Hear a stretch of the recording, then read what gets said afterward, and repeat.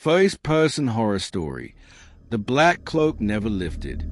They call me the Black Monk now. But once, I had a name. No one ever asked what it is I want. They just scream, pray, flee. But I've been waiting in silence long before the Pritchards ever moved into number 30, East Drive. Long before their little girl screamed my name without knowing it.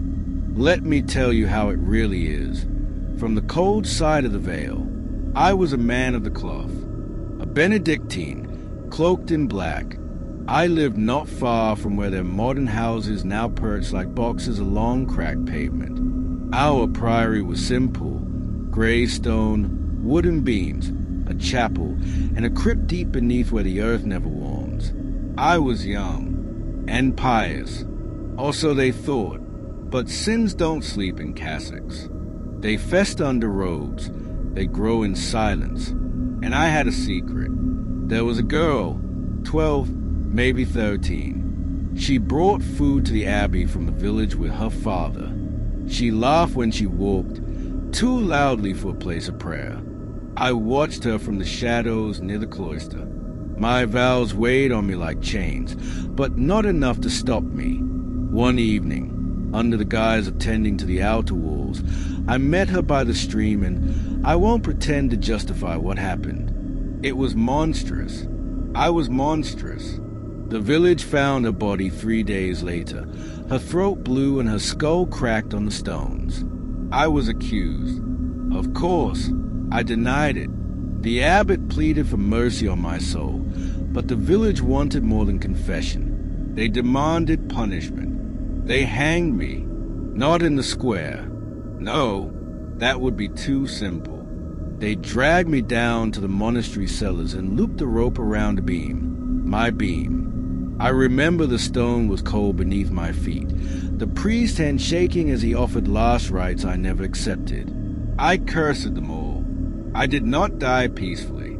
I died with hatred seared into my final breath. And it tied me here. My soul didn't rise. It fell into a place between places, a shadowed crack in the world. The crypt became my cradle. I slept for centuries, dreaming of voices I could no longer silence, replaying every scream, every tear, every final gasp. That cellar was buried, paved over, forgotten, but I was still there under foundations and gravel and plaster. And then they came, the Pritchards.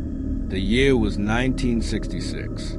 The house above me was new and ugly, mock Tudor walls and square windows. But it breathed. It had life. And that I could feed on. The girl was first, Diane. I watched her long before she ever saw me. She reminded me of the one from long ago, full of light and energy. I hated her for it. I craved her fear, like a starving man watching a feast behind glass. At first, I whispered, small things, shoved cupboards open, tugged at curtains, but their fear was slow, so I grew louder. The father, Joe, dismissed it as drafts, until I smashed the crucifix in the hallway. I remember the look on his face, that shift from denial to terror. A beautiful moment. Diane became my anchor. I would pull her hair in the dark, slap her face. Once, I dragged her up the stairs. She screamed so loudly the neighbor ran over. Still they stayed, so I gave them more. Black ooze seeping from the taps. Thunderous footsteps overhead. Cold winds curling through sealed doors. I pushed objects across rooms, knocked pictures from walls. I needed them to feel me, to know I was still here, that I would never leave. They called in a priest. He prayed in Latin, tossed water as if droplets could erase centuries of rot. I laughed. I threw the Bible from his hands and shattered the lamp beside him. He fled. They all do, eventually, but they couldn't stop talking about me. The media came, paranormal investigators, tourists. I fed on them all. Fear is a light to me. It warms a cold, sharpens my memory, gives shape to my hate. They named me Fred. Can you believe that? Fred, as if I were a cartoon ghost clanking chain for laughs. But others got closer to the truth. They called me the Black Monk. They said I haunted Pontefract, that I was one of the most violent poltergeists in Britain. They were right, but they never asked why. I do not haunt because I enjoy it. I do it because I cannot pass. You think this is purgatory? No, this is worse. Purgatory offers the hope of redemption. I have none. There is no light, no hand to guide me upward. My soul is ash. I was not judged. I was left. So I cling to the scenes of the living, to make them see me, to make them pay attention. And in doing so, I remember who I was. Sometimes I think, had I repented, would it have changed anything? But I didn't. I spat on the priest's shoes. I laughed as the rope tightened. And when my bowels emptied on the stone floor, I cursed God himself. And now I am here, always here. The Pritchards left.